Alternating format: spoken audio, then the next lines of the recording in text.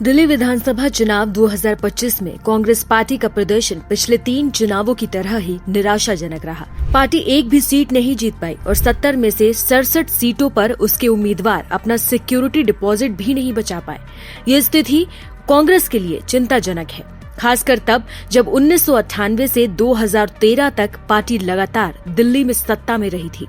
हालांकि कांग्रेस के लिए एक राहत की बात ये रही कि अरविंद केजरीवाल की आम आदमी पार्टी को भी इस चुनाव में हार का सामना करना पड़ा।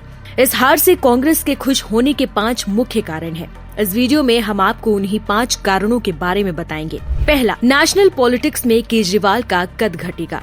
अरविंद केजरीवाल और आम आदमी पार्टी ने पिछले 1 दशक में राष्ट्रीय राजनीति में अपनी मजबूत उपस्थिति दर्ज कराई है। पंजाब, गोवा, गुजरात और जम्मू कश्मीर जैसे राज्यों में आपने अपनी पहुंच बनाई है और इंडिया गठबंधन में भी कई क्षेत्रीय दलों ने केजरीवाल को महत्व दिया है।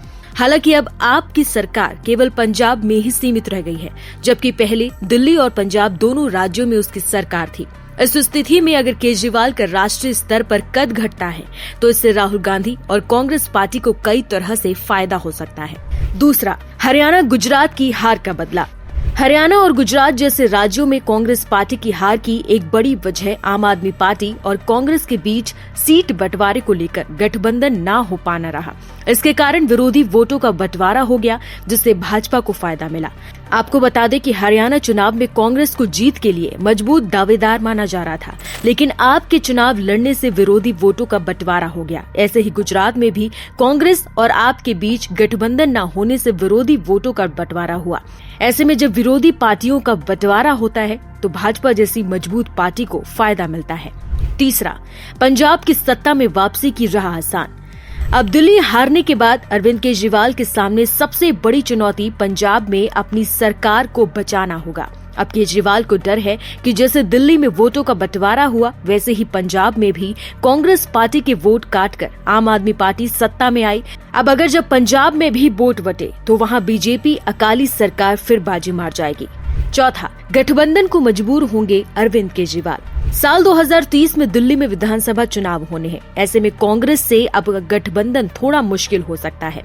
बीजेपी जैसी मजबूत पार्टी को सत्ता से बाहर करना आपके लिए अकेले थोड़ा मुश्किल होगा। पांचवा, राहुल गांधी की छवि मजबूत होना। अगर कांग्रेस इस हार के बाद अपनी रणनीति में सुधार करती है और मजबूत नेतृत्व प्रदर्शित करती है तो राहुल गांधी की छवि मजबूत हो सकती है। आपकी हार से कांग्रेस को दिल्ली में अपनी वापसी की रणनीति बनाने का मौका मिल सकता है। अगर कांग्रेस सही कदम उठाती है तो वो भाजपा के लिए एक बड़ी चुनौती बन सकती है।